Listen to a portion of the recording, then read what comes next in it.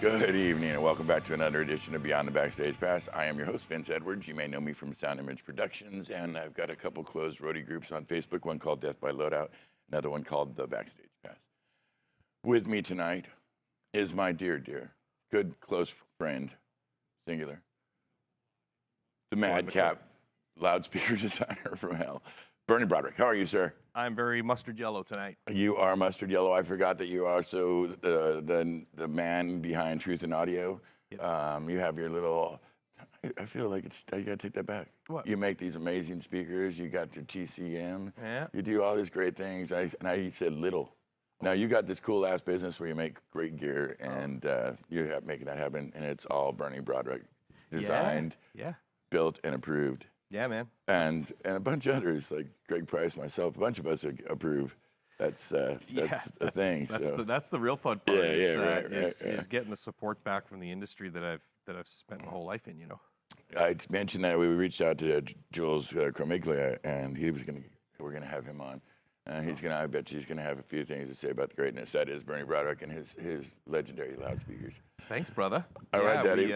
We just got the Oxbow stage up and running last week with all TCMs this time. Last year we did the TCMs on the arrays themselves, but the cross stage switches and all that stuff was still like Netgear type stuff. Gotcha. And this year we decided to put TCMs throughout everything. So it's all TCMs, and it kept the promise.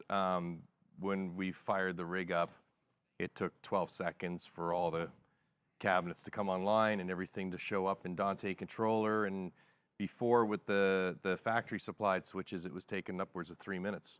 It was crazy. So that's a long time. I mean, that's a lifetime in audio, right? It's a big difference. Yeah, absolutely. If you're troubleshooting something, and that never happens with networks, by the way, because of their robust nature. But oftentimes you have to re-kick the switches. You have to restart them, let them reassign the IP addresses and everything. And man, if you're trying to troubleshoot something and it takes 3 minutes every time you test something and you need to reboot switches, that's an eternity, Particularly in our line of work. Yeah, absolutely. That's an unacceptable amount of time. Yeah. Now, so your solution is elegant, and also, it's a handsome product. I like that how you've thought out the design, the kind of industrial design aesthetic that is how you've got it tight. Right. And how it fits in between the bumpers, just so. Right. And there's actually multiple options of how I can do that. That's right. And in this business, options in that scenario are critically important. Yeah. So it's really, really handy. I think it just performed great at what was it, Brandy Carlisle for us. Brandy Carlisle. Yeah. And I think where it really showed its power in this camp, in the Sound Image camp, was last year when we did the Maroon 5 thing. The big deal at the stadium, where we had the entire rig up and running in 90 minutes. Yeah, that was sick. Yeah. And it played well. When you hear, I think it was Mark Jacobs or their front of house guy. Yeah. This is a very versed cat that works on a lot of rigs. We should talk this thing up a lot, but this is just a direct connection to you and your interaction with it. And that we're one of the rare houses that actually operate this rig. Yeah. There's, I was saying something with some great Adamson gear. A friend of mine, John Elliott, was speaking to in some rig he was working with, and he knows I got a fondness for Adamson. Yeah. Absolutely. I have love for K1 and 2 and Panther that's coming out. And oh man, there's a lot of great rigs out there. Yeah. There's some that do other things that others can't do. Right. This thing is a kind of a special rig, so we kind of hold it close. And because there's only a batch of them, feel kind of special about it, And then we get the guy right here that had some things a lot to do with making it so. So when it gives us any trouble, which you got to admit, it can rear up a little bit. It can rear up a little bit. I think it's a lot less now. I mean, they've gone to a version 2 amplifier DSP pack. The original one was very problematic. V2 is what we're working with. So it's all V2 on the Sound Image rig, and but still the one nagging, resolved issue was the infrastructure, was the complexity of all the cable And it was super intimidating for people who had no experience on it. They didn't even want to run it because It can be scary. because like I'm not a network guy. There's a lot going on back there. There's a lot going on. That's And right. so that was the approach I took, was to make sure that we brought it down to as simple, as intuitive as was possible for the system, in the construct that it is. Sure, you could hit it with analog, you could hit it with daisy chaining and stuff, but you're just inviting issues at that point. The best scenario is to run it as it was primarily intended, is using Dante with the primary and the secondary. Well, with that comes a bunch of complexity and cabling and things like that. Sure. And and it was an exponential issue, because if you were just hooking up 6 boxes, it was no big deal. But I learned on the first Tom Petty tour, where we were wiring up 24 a side. Yeah. Man. Yeah. Like once you got about past 12, it was a real harrowing. I remember the HODs coming off of those. The cabling on that, the Petty tour was crazy. It was crazy. Yeah, So it's hard to anyway, get your head around. all that said, I'm totally thrilled with the package. We've been in close contact now with a couple of loudspeaker manufacturers who are clearly entertaining this as an OEM solution for their existing Dante-enabled systems, which I think is utterly fantastic. And I've got several companies in the U.S. that are receiving demo kits so that they can try it out. I think that having Sound Image as the kind of beta test for a product like this is worth everything in the world to a manufacturer. Because you guys are second biggest sound company in the United States. You can buy whatever you want when it's necessary, and to have my equipment, my design, sitting on your $1 million inventory, and everything rides on that in the show is quite a pat on the back for me, and I'm grateful to George, you, Dave Shadowan, everybody from Sound Image that allowed this to proceed and go forward in the name of efficiency for the brand, for the Sound Image brand, and it hasn't let us down. Yeah, it's another tool in the toolbox. It is. This is a very strategic system. It can be deployed that way, and to unique settings where mitigation comes in handy, and clarity. You're super down with clarity, and there's the fact that you can run the system sans subs. Yeah. If you got real estate issues, Right. and still get a really great sound. But now you get your Good first coverage. taste of the auto subs last week. Yeah. Well, auto is always. It's not actually, because they were through back when we had Anna too. Remember this right in the beginning. Yeah. And we were stunned by them early on. Yeah. And they went off to another job site, I guess. And that's a normal thing here with gear coming and going, and stuff getting picked up on tours, rider specific stuff. But yeah, what a superior system. I just and think we love that it. I just think you guys have this kind of thing now. Like there are obviously there's a number of companies in the United States that have Anya. Lots of companies have Anna. Yeah. It's a really good mid-sized regional box. I mean, you could use it for tons of stuff, but Sure. but Anya, the big box, is not as prevalent as you might find like a D&B or an L Acoustics rig. Or I only an know Adamson rig. 14 rigs. I might be wrong. But What's that? I only know 14 of them. Yeah. Yeah. So the fact that you guys have this sizable inventory and you're continuously advancing and learning and understanding the power that it has that was built into it, while so many other people really don't get to experience that as a technician, on a technical level in big concerts and festival situations. I think it's a coup. It will be a coup as it continues to flush out. Yeah. It's not a new system. It's a 2013 release, and it's got almost 10 years on it, but it has so much potential for somebody who just wants to learn how to manipulate audio. Yeah, it does that for sure. Yeah, it's Just fun. matters who's driving it. It's fun. So anyway, we got a couple of notes here. We of course want to thank Susie for the show last week. She was absolutely amazing. Yeah, she was great. It was like she'd done a million of these or something. Yeah. She was perfect. She handled it great. Yeah, yeah, she really does a great job, and she really knows her stuff. So we've talked about my projects, and you got a note down here about Noah. Oh, the Beard's out with Beard, the yeah. twin Jaguars, and I saw him. So Noah is a working man. He's got 3 kids, and he's amazing. Noah the Beard Tanner is a guy we absolutely adore. Yeah. And he's out, doing fly dates with this up and coming band, the Twin Jaguars. I got a peek of it yesterday.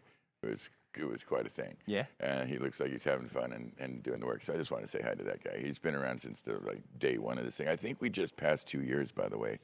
I get some notifications somewhere. On the show? Yeah. I think we just passed 2 years, like last week or something, which is, I don't know, kind of a thing, man. We're as old as sin. I don't remember what we thought this would be when we said, hey, dude, let's film our antics. So that's basically what we said. Remember, we were out there smoking on the table. It was a brilliant idea. Yeah, and it's And here we are, 2 years later. Yeah, right. And it's still going. Yes, You and know? it's some 100+ years later. Yeah. Yeah. And some really, honest to God, amazing guests. You know, We're so like lucky, just dude. really, we're really fortunate to That's right. have had the people on here that we've had. You know. I didn't realize how cool our friends were until you kind of put them on a list like that. You know what I mean? Right. Because I don't. You don't live life like that. Right. You know what I mean? These are Right. just people we work with and we respect. We're familiar with them. Yes. Yeah. And then you go to pile them up into a thing like this, an event like that, a doing, a happening like this, and you go, God damn, I'm really lucky to have these wonderful people in my life, these wonderful, talented people. Yeah. And tonight's guest, and of course you are no exception to that. Yeah. Yeah. And so, having said that about great friends, we have another one to talk about, and that is the wonderful Lauren Monroe. Yes. Rick Allen's wife.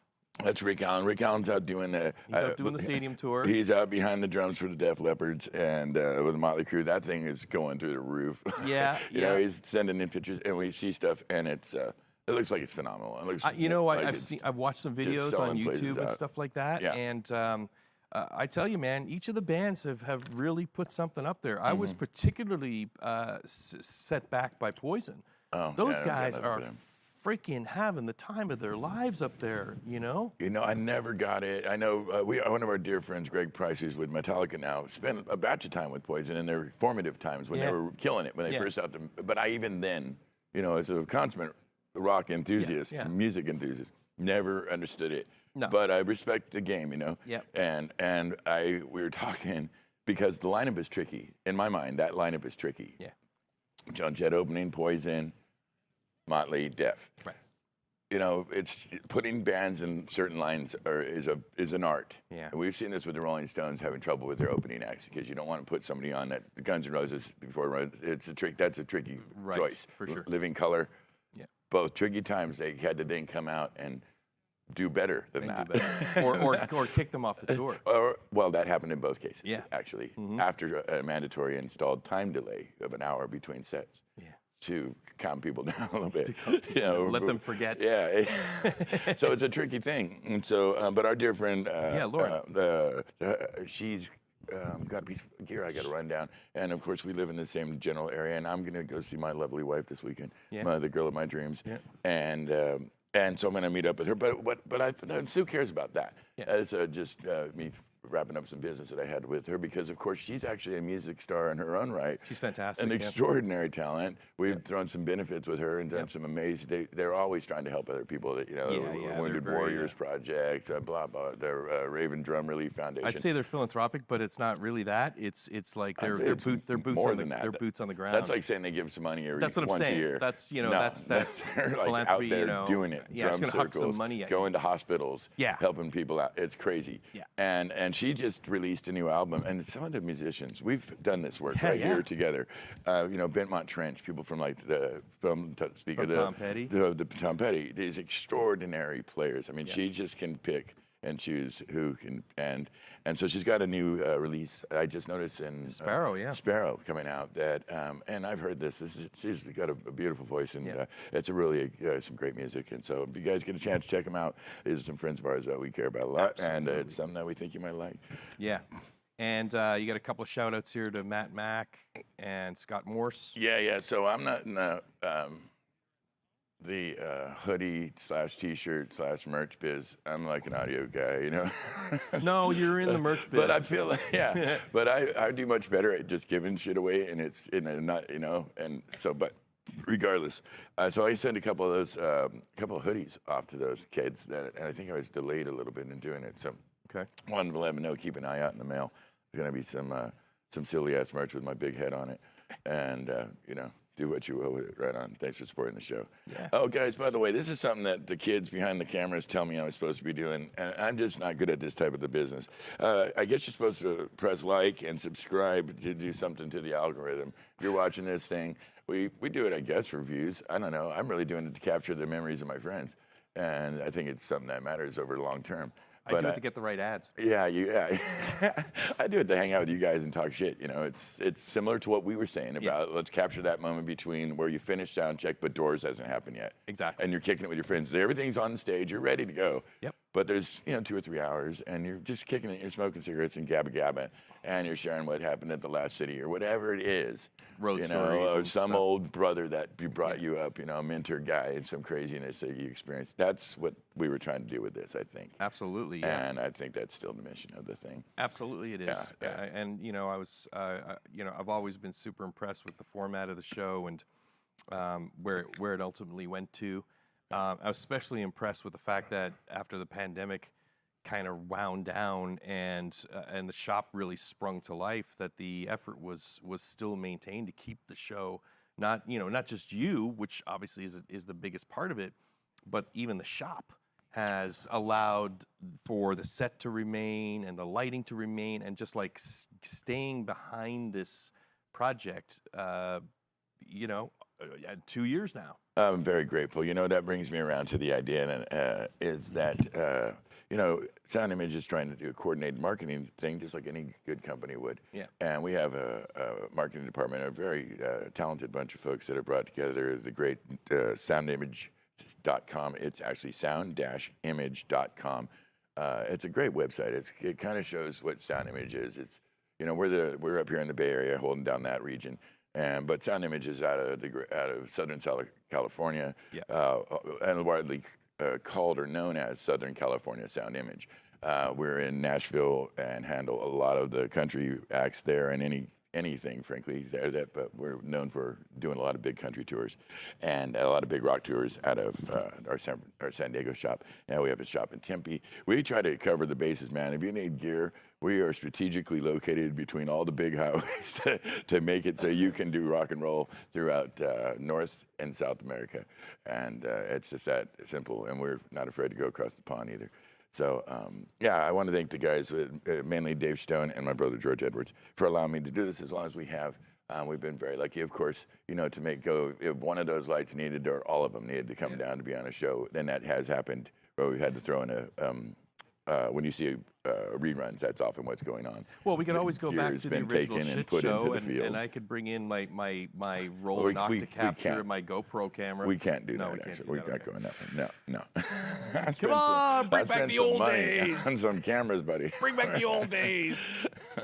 You're not right. There was some fun in that. There was some fun. We were totally... there were shenanigans. Oh, my goodness. We got up to some mess. We kicked a chicken with a light. And we hammered nails with the SM58. Yeah, yeah. We had it was out of control. We were working on the formula. It was the first show that really went bad because of the sampling rate issue we ended up having. But the funniest thing was Robert Scoville not knowing that as a guest he was going to be pushed out on a monitor that was stuck in the chair, and it was going to be sitting beside us, and that's how the audience was going to see it. Yeah. And he didn't know, but when we rolled it out and he kind of saw what was going on, I remember how hard he laughed. Yeah, no, because he's always willing to play along. He's praying to us back, because that show actually did not come out. Because it was such a mess. Had audio issues. It was audio issues, so we had to throw that out. But because he's Robert Scoville, he came back. He came back and gave us another run. And I think he's actually been back a couple times. Yeah. Because he's a straight up brother, and we love that cat. He's out with Kenny Chesney right now, murdering it. Some of the biggest shows in rock and roll, man. Yeah. Kenny does not play. And when you got Robert Scoville making it sound pretty, you can get away with a lot. Yeah. So more power to him. They're awesome. Happy dude again Super to be awesome. behind the desk. So good. Yeah. So good. Yeah. All right, listen, you know I'm crazy about you, but we've Crazy, been doing this baby. too long. That just happens, man. This is how it happens. yeah. Well, this is how we talk throughout the day. So we forget. I don't think when we're having a smoke, this is pretty much exactly. This is the shit we talk about, except there's a lot more cuss words. Okay, that's absolutely true. Yeah. Largely on I'm working on it, man. Yeah. No, I'm trying. Yeah, I know your cuss words sound way better. Old English. I'm a colorful cusser. All right, love you, baby. Thanks for being here, All right, man. Kick ass. All right. Listen, guys, we reached out. I got this dear friend. I'm lucky to work with amazing people. I mentioned this earlier, and in the last little while, I want to say a couple years, a year. I don't do math real well that way. I just know I've been working with this amazing cat that came to us from IATSE. He works in some of the most premier, in my mind, some of the best places and venues in the world. The Fillmore comes in San Francisco, the great Warfield in San Francisco. These are places that the walls could talk. I mean, really, the Grateful Dead, Journey, Santana, these bands came up through these shops, and they're amazing, beautiful rooms. We got the Fox over in Oakland. He handles them all. He does the lighting for them. He works here at Sound Image in his spare time when we were lucky enough to get him. He is probably one of the most thoughtful and careful and considerate people I've ever worked with, and a dear, dear friend. I'd love to welcome here to the show. It is the one and only Robert Robertson. Hi, Rob. Hey, buddy. Hey, Vince. Mr. Burns. Hey. How are you, my brother? Doing real well. Having a great day. Yeah, you just got off. So Rob is very popular audience. So I just mentioned he will be needed in many different capacities at different venues.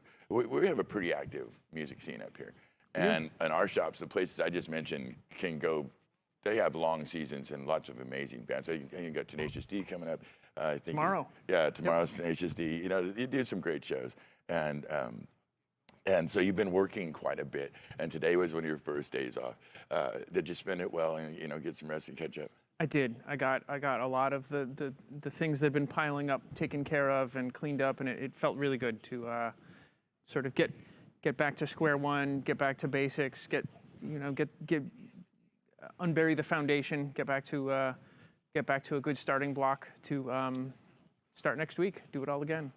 Yes, you are. I mentioned that you're an absolute delight to work with. I don't want to overstate that, but I really, we have I feel like a great working relationship. I've never had a person involved at the head of a department where I've felt more comfortable to just be like, Rob's got this, and it's so true, and it's such a relief and it's such a wonderful thing to be able to have a whole part of the business running under this competent, supervising guidance that is, and your temperament is legendary. It's just an absolute treat, my brother.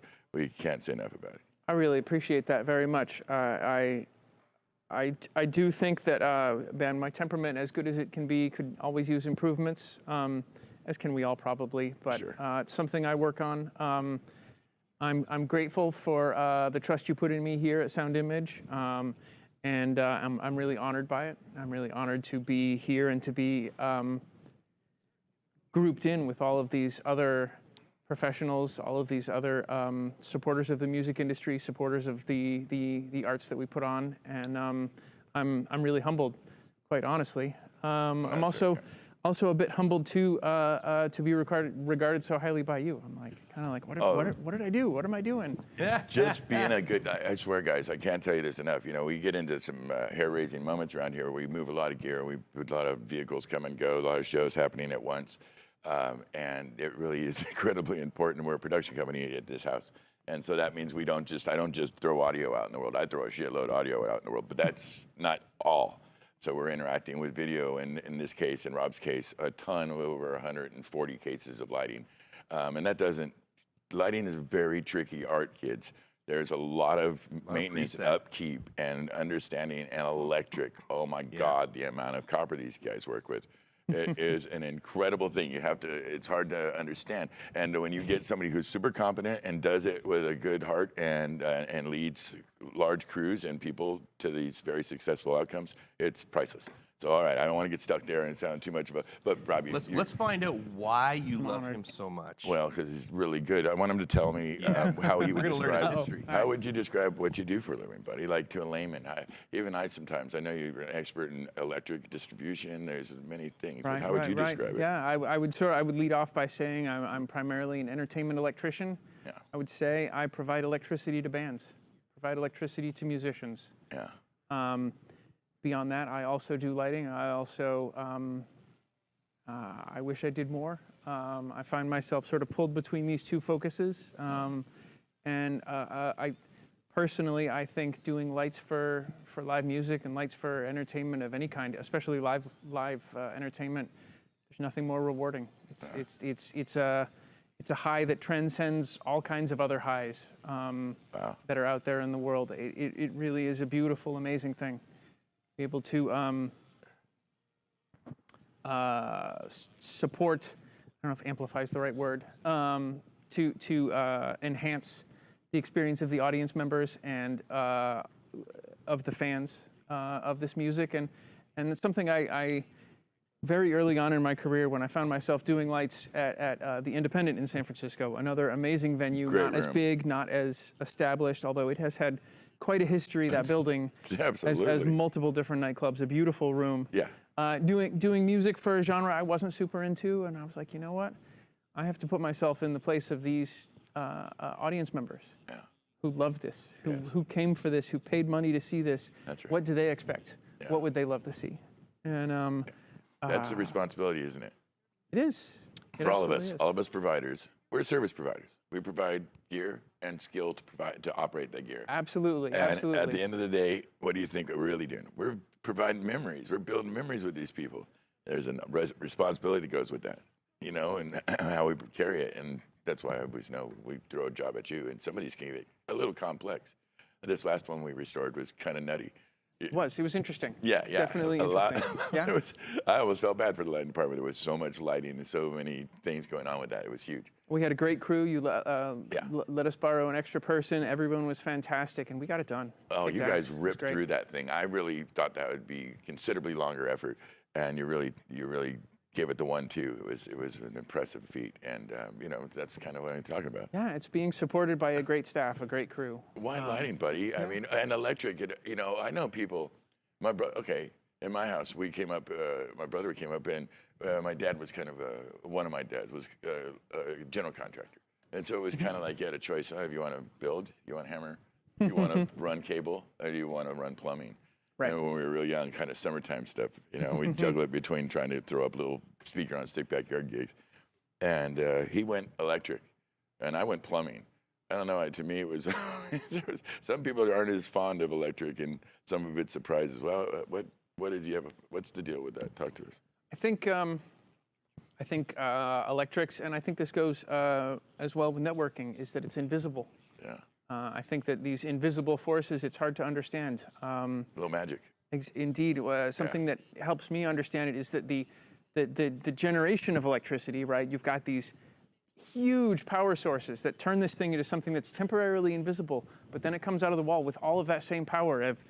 The power of Hoover Dam is coming out of the wall here. The power of atoms splitting and reforming is all.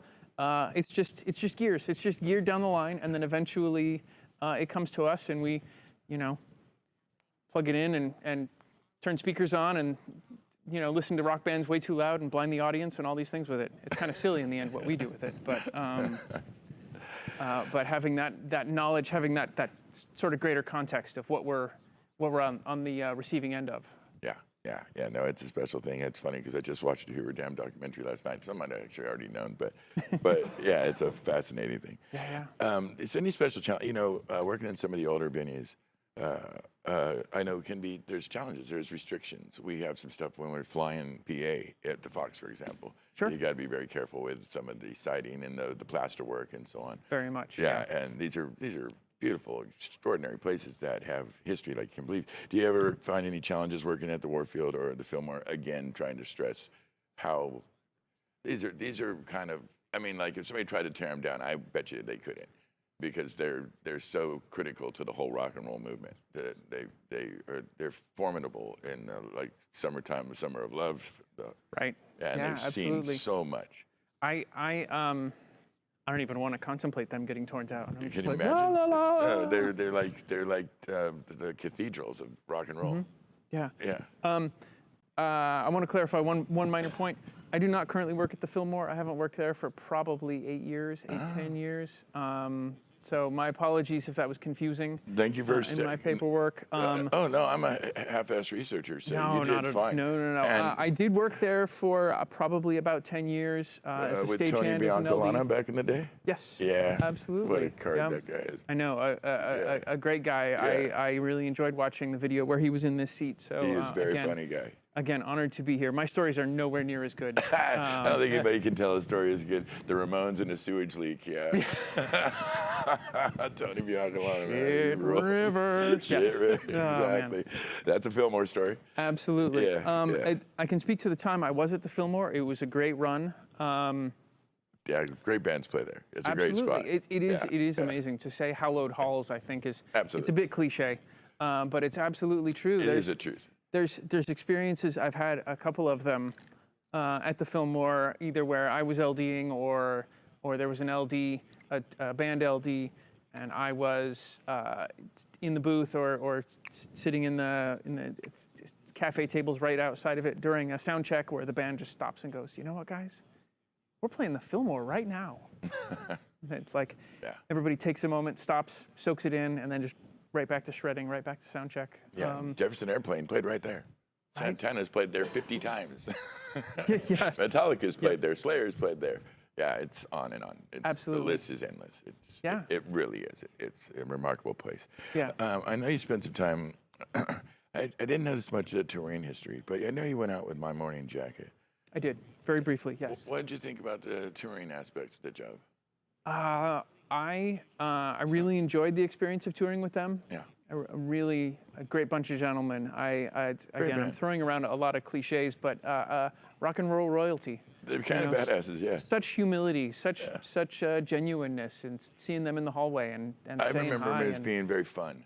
You know, just like they were feeling it. They were in it. They were living minute by minute. You know, it was good. Absolutely, totally enjoying it, and getting to work as the crew chief under Mark Jenowitz, the lighting designer. It was a fantastic, talented lighting designer, really driven, really committed, just an amazing guy to work with. I really enjoyed it. I have to say, though, that if I were to sort of compare and contrast being a local guy versus being a tour guy, I think being a local guy is a bit more in alignment with my nature. Perfect. I think that, and this is not a judgment, this is not a criticism. This is sort of the nature of the game. Is that the tour staff are closer in contact, they're in closer proximity to the artist, to the show, to the creativeness that's being brought, to the creation. Is the word for that, I guess. Okay. And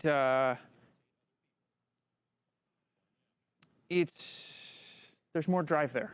There's more need. There's more of a, this is, I'm not asking, I'm telling. This is how it has to be. And I'm not good with confrontation. I don't know if you've noticed that. It's not my favorite thing ever. Right. See me run and hide behind the speakers when it comes up. But Void. The voices get loud in the building. Right. I much prefer to be the guy who says, these are your choices. This is what we can provide for you. This is what we can do. Yeah. This is, you know what you need. I can tell you with respect what we can provide and what, willing to work with you to try and get you the spirit of what you need, even if physics, electromotive forces, or reality interfere with what you're directly asking for. This is at least, can we still have a good show? Can we still make you happy? Yeah. Bottom line stuff. Yeah. Absolutely. And I feel that's... The answer is no. You can't make them happy. I can try. They'll see they're happy. Right, Awesome. Help you when you walk Great away. Thanks, Bird. That's why he's here. That was perfect. That's true. Yeah, it can delivery. be. And they sometimes, we got to put our big boy pants on and take no like a friggin', Exactly. a good person. Yeah. That is so much more important than how you take yes. Yeah. Jesus Christ. Wow. Yeah, that's very true. Yeah, we got a problem with that in the country right now. Right. Yeah, apparently. exactly. Right. So let's get past that. Moving on quickly. What were those 10 commandments you wrote up there? Like 6 are That's a straight out the fucking rabbit window. hole. It is like, fuck it. $7.20 a gallon. Revolution. I know that you are a member of, is it IATSE 16? Yes. And IATSE 134? Local 16. I'm You're not. just- I'm a referral technician with 134. I'm a card holder, a journeyman in Local 16. Yeah, you're kind of a badass in Local 16. Let's not play. We are putting up your brand right now. We got respect I appreciate for the it. 16. Thank you for showing the bug. Yeah, Thank you. yeah. The IATSE is the deal. We work with them comfortably, and when it makes sense and appropriate, is the contractually the right things. We've always tried to be very transparent in that. What do you tell? You got to tell us. Me having some union history myself and being a person that appreciates what the union can do. What do you think the benefits of being in the union? Benefits of being in the union? Compared to, obviously, I'm comparing that or contrasting that with the standard freelance guy or even other folks. That's a really good question. Yeah. Oh man, we could spend, how much time do we have? We could spend the entire time on that. I'm gonna give it 3 minutes. Okay. Take all the Clock time is- you need. I'm Clock cutting is you started. off. 3 minutes. Hang But 3 on minutes, to the yep. next thing. I think that a lot of things seem transparent, I would say, between union and non-union freelancers. When you're in the union, you're still not an employee of the union. You're still an employee of the employer, whoever it is, whether it's the venue or a payroll company or Right. or whatever. I would say that the rules are a bit more formalized. Sure. And that has its own political qualities to it too. There's ways of gaming that. There's understandings that people have. There's I don't want to say abuses. There's understandings. I understand. And I think that the formalization of rules is generally a good thing. It also allows people to know how to sort of creatively skirt them when necessary to maintain the spirit of it and also allow what needs to happen to happen. Yeah.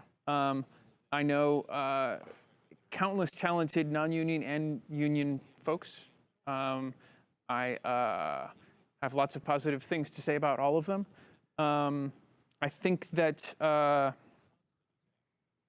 union wouldn't function without non-union work as well. True. We require the vendors, we require That's right. the buildings. There needs to be those entities out there. Right. And I would say that non-union freelancers, maybe not obviously, it's obvious to me, maybe not obviously to them or obvious in the moment, also benefit from the presence of the union. It's not just Local 16, not just IATSE, but unions in general, unions nationwide and worldwide. Yeah. We wouldn't have 5-day work weeks. We Actually, wouldn't that have was- overtime. You wouldn't have a lunch break. We wouldn't have holidays. We wouldn't have any of these things. Yes. Okay, so mean, they it's- wouldn't be as formalized. So those came from Woolworth, actually.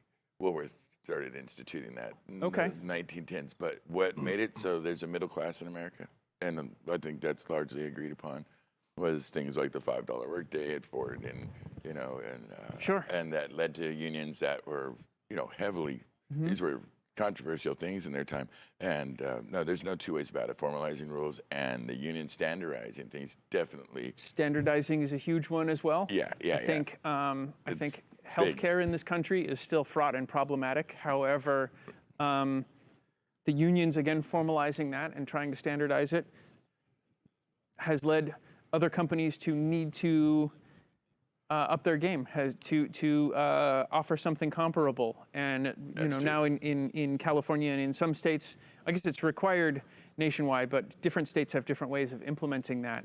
I think the seeds of that are still in early unionization, Sure. in the option of that, in the ability for that to happen. Can I talk about how my union joining story? My Oh, joining, absolutely, please. because this got gets 2 minutes. this gets back to the Fillmore. He's Okay. on fire. Sorry, we're on union call here. Yep. So this was an employee, was a stagehand was an employee of, we'll just say a big promoter in town that was doing the Warfield and the Fillmore at the time. Oh, I think I know exactly. I think you might. I think you might.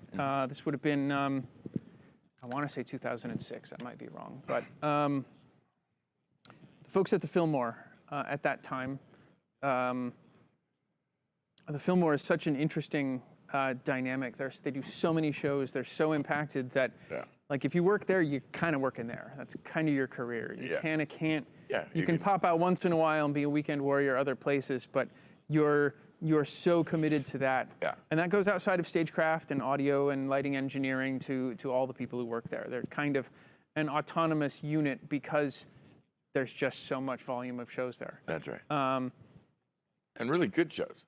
Absolutely. Their booker Quality is strong. shows. Their booker is strong. Yeah. Absolutely, definitely. Yeah.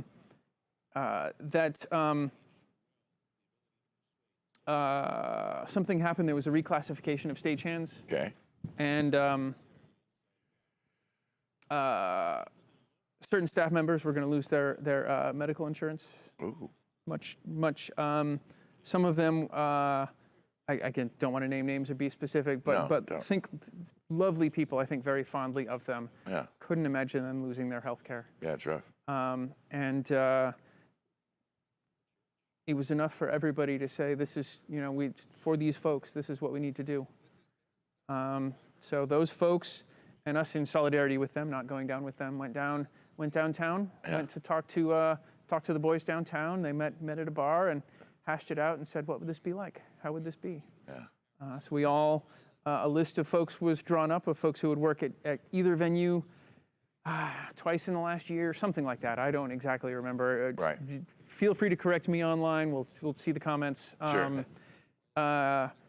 Came through and there was an election. There was an election at the Fillmore. We walked into the poster room and everybody checked a box on a ballot, and then we unionized. So wow. we organized the Warfield and the Fillmore. Amazing. Took non-union to being a union place, and That's a big deal, dude. It's a big deal. Yeah. I was, again, honored to be part of that. I think that's going to be my thesis for this whole talk, is I've just been so honored by all these experiences I've gotten to be a part of. You've been in the right place at the right time for sure. Very fortunate. Yeah. Absolutely. Every day. I was just talking to a kid about that today, how important that can be. Yeah, right? Yeah, sometimes, man, it's just opportunity presenting itself and being smart enough to take it. Right? Yeah. Being lucky enough, and then also not dumb enough to say no, right? Not smart enough to say no. I'm not sure which. What would you say is your favorite part of your job? Susie Dugan asked me to ask you, part of your fan club. Oh. When you're good to people, they just are curious. What was your favorite show to LD? I know, I thought that was a tough one too, but that's why it's not a bad question. Right, exactly. That's why you're asking me. Yeah. Oh, golly. Man, can I do top three? Oh, yeah, that's Okay. always nicer, huh? All right. That's kind of how you roll. I In can't. no particular order. I can't It's do, very Canadian of him to do that. Right? The Reverend Al Green. Oh, yeah, absolutely. Man, that's, again, to just be in that room with that energy, with that vibe, to just be like, everyone in this room was going to get lucky tonight. Oh my goodness! Like, So if you don't know, he's talking about Al Green, the '70s African Americans. I think from Oakland, I believe. I believe so. Yeah. Yeah. Yep. Extraordinary. Soul singer, beautiful. Like you said, it's Everyone's getting laid. It's Exactly, love yep. making music, and he went on to become a reverend, and could still bring it hard. Absolutely. I mean, Still bring it hard. his yeah. show, he had a cocktail round full of roses. Yeah, I At believe the end of that. every song, he would give one out to a lady. I mean, just class. Yeah, Just class. Yeah, that sounds great. Let's see. Who? B.B. King. Oh, right. Getting to do lights for B.B. King. It had to be very pared down. Definitely towards the twilight of his career and his life. Yeah. Had to keep it very simple, respecting his age, respecting his seniority. Mm-hmm. And it's something that no one will have an opportunity to do again. Yeah, I know exactly what you're talking about. It was amazed me to see him kind of approach his stool. Yeah. And it, be, hard, advanced age and stuff. But then you put Lucille in his hand. Oh my Oh my God. God. It looked like he wasn't doing anything. It was so easy. Yeah, It was nothing. and It was he's singing so beautiful. And these big, huge leads would just rip through the room. right. It Yeah. was such a juxtaposition. It's it was the huge and you knew change. you were in front of rock and roll royalty. Absolutely. Again. Yeah. Rock and roll royalty, right there. Humbled to be in their presence. Yeah, I always feel like that with Tony Yeah. Bennett. It's like, Yeah. you're just like, oh, that's Tony Bennett. You just can't help it. It's just God, you know? Right. Yeah. And last one would be Morcheeba, one of my favorite bands of all Yeah, time. very good. Again, a real awesome quality of the Fillmore is that frequently it'll get, because it's a smaller venue, it'll get booked in at the routing-wise at the beginning or end of a tour when they haven't necessarily picked up all their gear. Sure. So an artist that's on a big tour won't bring their lighting person into the Fillmore, and you have the opportunity to do lights for B.B. King, et cetera. Right. Whereas their next venue is going to be a stadium somewhere, and they're going to have their whole crew, and they're going to have their guy, and I can't compete with the big dogs. I'm not that. I know where I sit. I know where I am, and I understand. Well, I mean, it's also a lot of guys also get their break that way too. No two ways about it. You've lit in this show many times. I don't think that's the right word, litten. You've lit this show. illuminated. You've illuminated this show many times, and we've appreciated you. You're definitely a badass, and it's so many things. But I understand exactly what you're saying. Yeah. I always thought that was interesting about the San Francisco kind of regional area, as we didn't really have. You know, it's not like we got like the Forum or Staples. I mean, we kind of do now with Chase. Absolutely. But we that's do kind of a Chase. new thing. Yes, it's still new. Yeah, Very much. Yeah. And so it wasn't uncommon for Oakland Coliseum or Oakland Coliseum Arena. Sure. You know, the Oracle, basically. Yep. Now, of course, once in a while we'll blow out the where the Giants play and put on Right. big rock shows there. Yes, whatever the name of that venue is this week. Yep. I think that's actually the Oracle too. I think it is the which Oracle is right now. just Yep. bizarre. We have two Oracle friggin' San Francisco. They were on sale. But we're an odd place. But you know, you were mentioning, some tours will drop that part of their leg and do it as a fly date or whatever. We're not actually a first tier stop in the sense of people come here because it's cool to play here. Because we got these kind of legendary rooms, and Right. yeah, and so that's why you can get some oversized folks into these relatively small spaces. Right. Undersold spaces. Yeah, Absolutely. Yeah, Yep. and so I always thought we were kind of lucky that way because I would take the intimate one over the Enormo Dome anytime. Absolutely. I think Yeah. another huge advantage of that for house engineers is that there's an expectation in these A markets of there being superior sound systems and superior lighting systems. That's right. So as a venue in a B or a C market of comparable size to the Fillmore will have maybe some park ends and probably no movers, Yeah, that's whereas the Fillmore has got a beautiful system still. Yeah, that's right. And the expectation is there. It's what I would call a healthy competition between the different venues of similar sizes. Well, those guys got this. Well, we need to get something to compete with that, and it means that we have more toys to play with. It those means that the venues shows buy can their- be better. Do they buy their equipment or do they Oh, those are house equipment. Those are house. it's all their systems. own stuff? Fillmore is mainly house equipment. They'll supplement if needed. I believe that they have. I believe that some of the fixtures are on semi-long-term rental. Okay. I don't want to speak out of turn. This is my understanding. I may be wrong about that. Warfield owns all their own equipment, lighting-wise. Yeah. Didn't you help Fox. do a bunch of work with them? Oh, or was that the Fox? I helped design the lighting system upgrade at the Fillmore. I'm sorry, at the Warfield, not the Fillmore. Yeah. Getting them all confused. It's okay. Sorry, guys. We'll strike it from the record. Exactly. Just edit that out. Nobody saw that. Yeah, but Oh wait, you didn't see live, that. Shit. He's so lucky because the rooms he's getting confused are the Fox in Oakland, which is a spiritual place to be. It's like a friggin' cathedral, and the Warfield and the Fillmore. On the West Coast, to me, there's not three better rooms, and I'm talking from the top to the bottom. I mean, seriously, you've picked a great region to land in for for classy joints that get good acts in them. I did land in a good some money spot, on their house. and then the opportunities were presented to me, and again, I was grateful that I didn't think to say no. Brooke Kimple designed the lighting rig at the Fox. That's right. Is still the lead there. Yeah. Would be a great interviewee. Hint, hint. We've talked when about he's not that. out on the road with Nora Jones. Yeah. He's busy right now. He's going to be in town next week, I think. He will. Yeah, he's at the Greek. Stage. Yeah, it's going to be in one of our festival stages. Yeah. Yep. Yeah. Hey, I think you got a buddy of yours, William Barry, is on here. What's he asking, buddy? He says he's got 2 questions for you. He goes, well, let's start with number 2, let's start with number 1. Okay. He said, "Are grounds a conspiracy by the copper industry to sell more copper?" That's his first. That's a comment. That's a lighting joke. William Barry. How? Yeah. Oh man, that's a name from the past. I'm gratified that he's on and watching. And That's he also amazing. says, "What was the craziest thing you saw when you were doing summer stock?" I think he knows the answer to this. He's just goading it at you. Right. Yeah. Bill Barry was the master carpet Shakespeare Santa Cruz while I was there. Right on. In Santa Cruz, you can get naughty. Yeah. Yeah. Yeah. Naughty. Just know that. Naughty in the trees. Was that a tree joke there? I like that. No. Just, Santa Cruz. It's Santa Cruz. They roll in a certain way. We do. We And hang you're doing lights summer in stocking. redwood trees. It's an interesting one for sure. Yeah. I imagine you got it up to a lot of fun. So what's the answer? You Do you have an answer for summer stock? For summer stock, What do you remember? yeah, exactly, right. I want to say craziest thing I saw one year for The Tempest, Sir William Barry engineered a tree falling, and it would fall every day As part of the play. as part of the play, and Yeah, became that's a awesome. set piece. It came down.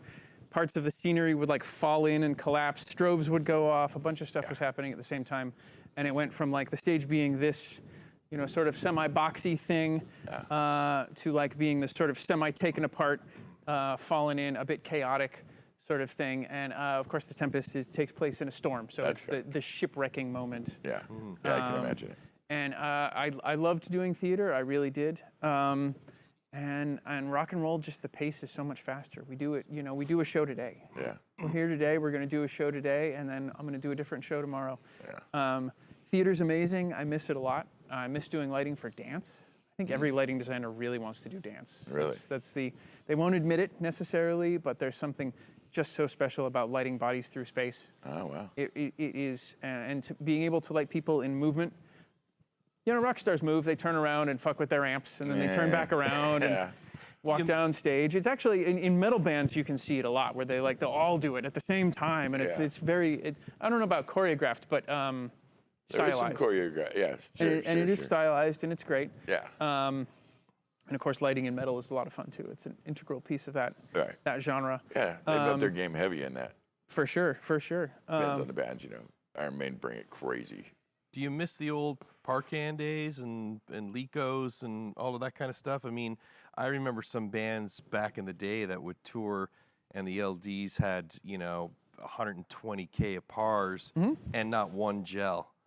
Everything was white, and they did everything by dim. So showing your age right now. Do you miss No, that? but it was awesome. It's a How look. creative they could get with Hot. absolutely no color, but using Hot. shading and various dim levels to create scenes. I'm reminded seeing Garbage at the Catalyst in Santa Cruz when I was down there, when I was either as an undergrad or while I was there for a great room to see shows. It is Yeah. beautiful room. Yeah.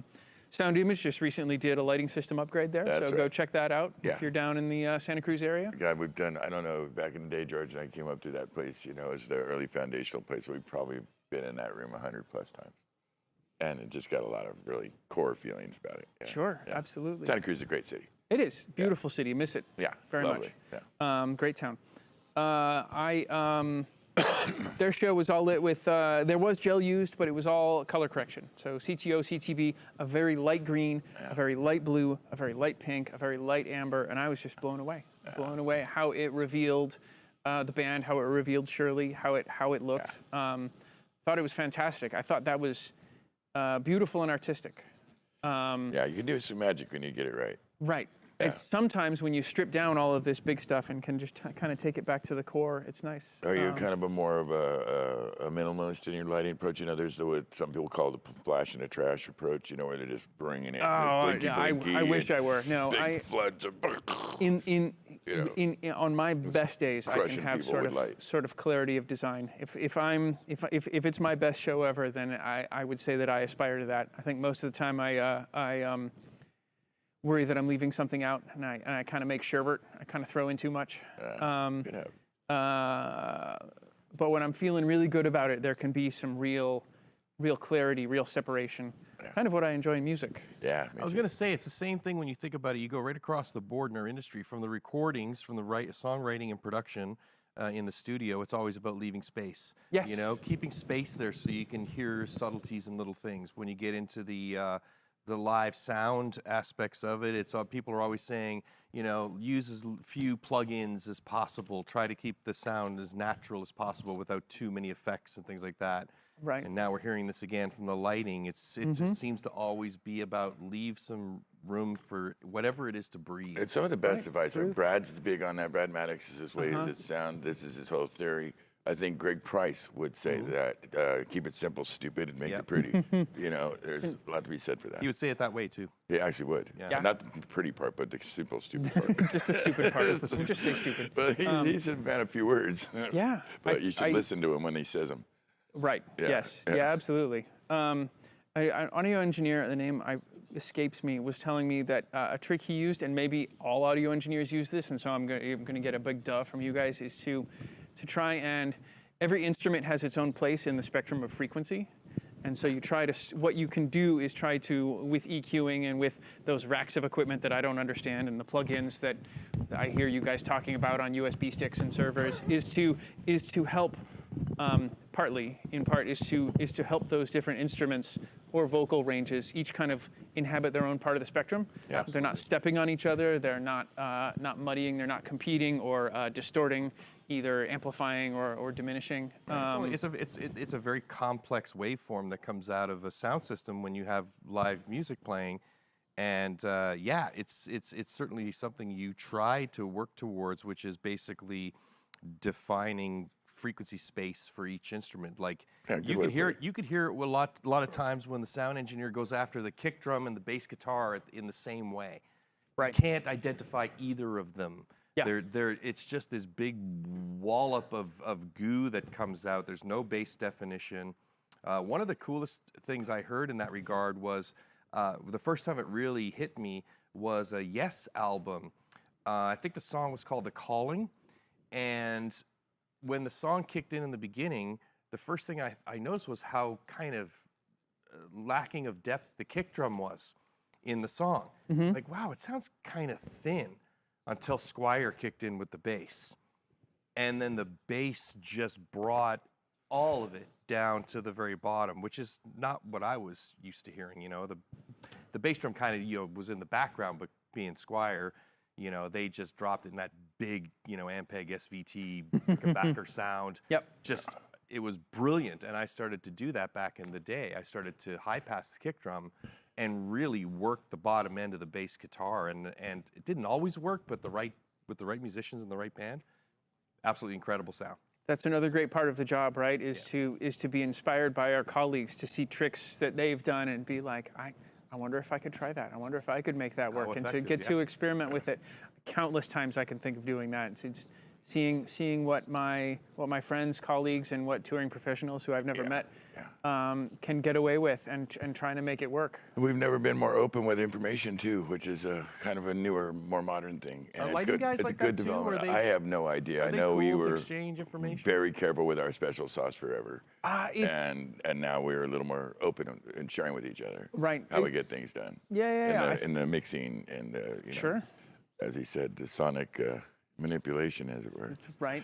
I got to ask you. Instruments find their own homes. Yes, sir. You've made a career for yourself. You're highly set. I mentioned you just came off a really long run of where everybody I know is calling you up, and you got to pick who you work for. I was going to ask you how you choose, but we don't have time now. How you choose who gets you first, because I'm always hands up. You got any advice for the young people in the world trying to maybe get into this game, how they could do it and be successful? As far as steps go, I think if there's a place you want to work or a company you want to work for, send that resume in. Right now, especially, there is so much work. Oh my goodness, there's so much work. Yeah.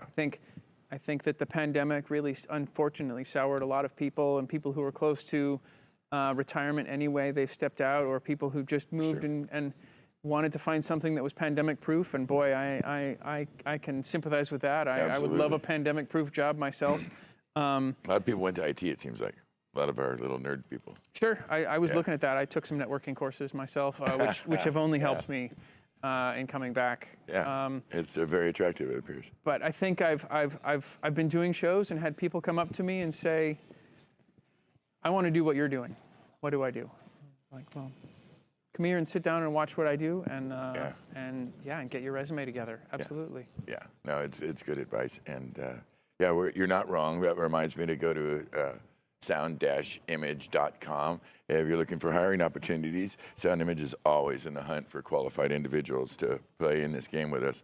We're Sound Image Productions actively looking for lighting professionals. We're always looking for people that can fill the A1, A2 positions in audio and other parts of the game. Feel free, reach out, check out our social media. My brother, I cannot tell you what a treat it's been to have you on. It took a minute to work it out because you were so damn busy. And we've been wanting to have you on for a minute and share your story and highlight you as a person. Thank you for being such an asset to our company, to this industry, to some of the best houses in the rock and roll game. You make them better and operate as seamlessly as they do. We very much appreciate you coming on and sharing your experiences with our audience. Thank you very much. I'm honored. Thank you, It's a pleasure, brother. Thank you so much. Vern, I love that guy. He's one of my favorite people. If I had 10 of him, I swear to God, I could take over the world. like just be friggin' indestructible. And you'll get a lunch and proper breaks throughout the day. That's right. Oh, that is some inside baseball. We can't even go down that You get paid well for it, darn it. Yep. Can't go down that one. You're not wrong, though. Hey, listen, next week we're going to have the great Kenny Barnwell in here. Kenny is a backline specialist. He's a touring professional. But what Kenny's he's got operating in this special lane. He's a lovely man. He tries to counsel and coach and mentor folks coming into the game. What is not dissimilar to the question I just asked Rob, and an important question in our business: how to be successful as a touring or a live audio, or really just any of the different disciplines in the game, which could be lighting, pyro, on and on and on. Audio, obviously. Kenny helps people with that. I believe he's also the author of many articles and has done many of these podcasts and is a good guy. He's going to be on next Thursday at 7 p.m. Pacific Standard Time. And you can find us anytime on Facebook Live, Twitch, YouTube, all over the place. We're on Spotify, Stitcher. We get out there. I want to tell everybody we appreciate you sending in your comments and questions and concerns. We'll try to send you a like or some kind of thing like that. People that ordered shirts and hoodies, they'll be out to you soon. And we do this every week because we love what we do. We love this game. And I want to thank very much my dear, good friend and co-host, Bernie Broderick. We're going to be seeing Kyle Thomas soon, and we're going to have a show where it's Bernie Broderick and Kyle Thomas, and we're going to have a little death match to see who's going to fight to the death. Right out here. I'm going to put the Greg Price Persian rug out. You guys going to battle it out. Yeah. Do we get weapons? Dude. Yeah. Yes, you do. 2 each, 1 for each hand. It's going to be good. Tune in then. Until then, behave, be good, be kind. I can't see that sign. Are we cool? Yeah.